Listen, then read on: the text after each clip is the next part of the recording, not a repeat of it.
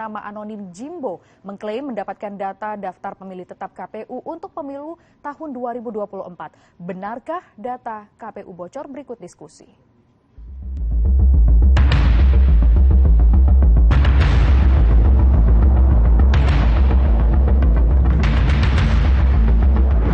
Lagi ramai soal data KPU bocor. Hacker yang mengaku telah meretas data KPU ini menamakan diri sebagai Jimbo. Belum diketahui benarkah dia memang benar meretas data sebanyak 200 juta lebih? Apakah semudah itu KPU diretas? Dan seberapa bahaya jika data pribadi kita bocor? Kita diskusi. Pelaksanaan pemilu 2024 terus jadi sorotan, bukan hanya kampanye Capres-Cawapres, tapi juga soal dugaan bocornya daftar pemilih tetap atau DPT. Jimbo mengklaim dirinya mendapatkan 204.807.203 data. Angka ini hampir sama dengan jumlah pemilih dalam DPT tetap KPU dengan jumlah 204.807.222 pemilih dari 514 kabupaten, kota di Indonesia serta 128 negara perwakilan. Buat apa data tersebut mereka curi? Jimbo mengatakan untuk dijual. Harga yang ditawarkan tidak main-main, seharga $74.000 Amerika Serikat atau setara 1,2 miliar rupiah. Informasi ini pertama kali diungkap oleh cuitan lewat media sosial konsultan keamanan cyber. Benarkah informasi itu? Dari sisi kemungkinan ada saja, kita harus lihat secara teknis ada saja, tetapi itu juga merupakan challenge dari KPU, di mana bahwa DCT ini kan harus dicek oleh dapil-dapil itu.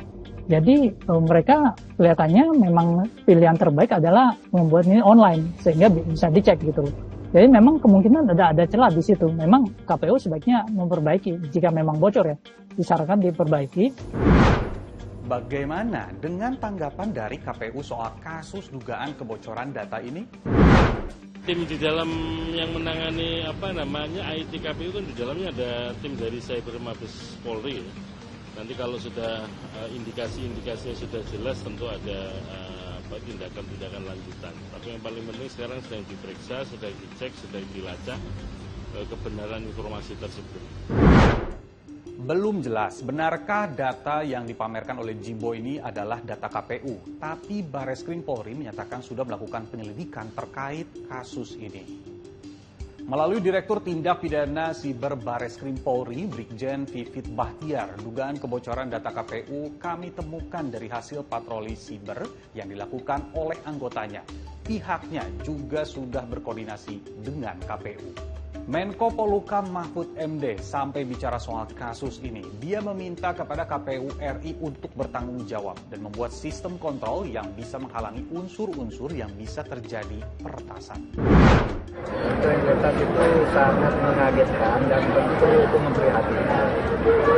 Saya berharap agar KPU sendiri harus membuat sistem kontrol yang bisa menghalangi terjadinya peretasan. Kasus kebocoran data ini mengingatkan lagi sama kita dengan kasus peretas yang menamakan diri Bejorka. Saat itu, satu persatu data pribadi Menteri Kabinet Indonesia Maju diklaim telah diretas, mulai dari Menko Polhukam Mahfud MD, Menko Marves Luhut Binsar Panjaitan, Menteri BUMN Erick Thohir, hingga Mendagri Tito Karnavian. Anies Baswedan juga tak luput dari target Bejorka. Pemerintah kemudian membentuk tim khusus yang terdiri dari Menteri Kominfo, Badan Siber dan Sandi Negara, Badan Intelijen Negara, dan Kapolri. Mahfud MD selaku Menko Polhukam menyebut rahasia negara masih aman dan Bejorka tidak memiliki keahlian lebih soal peretasan data.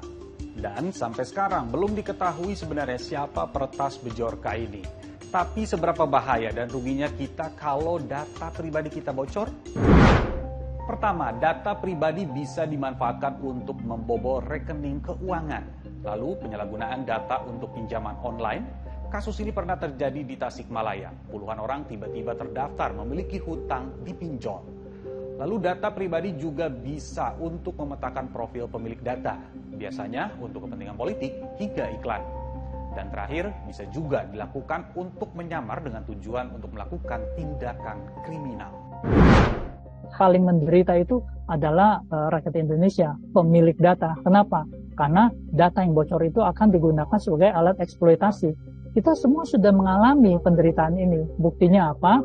Banyak orang yang pakai buka rekening bodong, pakai data KTP yang bocor ini, lalu pakai belangko KTP yang kosong yang palsu, lalu diisi dengan data asli, lalu buka rekening. Rekening itu dengan data orang lain dipakai untuk menampung hasil-hasil kejahatan. Kita lihat banyak hasil kejahatan, ada undangan pernikahan, ada kurir online yang dipalsukan, lalu sebenarnya tujuannya untuk mencuri dana di M-Banking. Nah, lalu dana M-Banking itu ditransfer ke rekening yang dibuka menggunakan KTP palsu ini. Itu sebenarnya kita sudah alami penderitaannya. Itu adalah akibat dari data bocor. Pemilik data pasti sangat dirugikan. Nah, ini ada beberapa tips agar data pribadi kita tidak bocor. Gunakan keamanan berlapis ganda pada akun atau telepon genggam Anda.